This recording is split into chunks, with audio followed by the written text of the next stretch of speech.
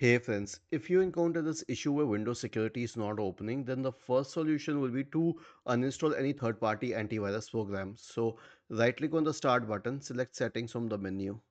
Now go to this Apps tab on the list on the left-hand side. Select Installed Apps and then find the third-party application that you wish to uninstall. Okay, I'll uninstall this one because I don't have any antivirus program on my system. But this is how you uninstall any program. If that doesn't help, then update Windows and restart. Now why? Because if a security update is missing, then this issue may be caused. Right click on the start button, select settings, go to Windows update and click on check for updates. Let it complete its work and then restart the computer. Last solution is an SFC scan. Search for command prompt in the Windows search bar, click on run as administrator. Type the command sfc space forward slash scan now and hit enter to invoke the sfc scan.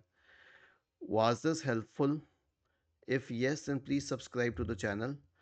If not, then let us know in the comment section of the video on how we could help you further. Thank you for watching this video and have a nice day. Was this helpful?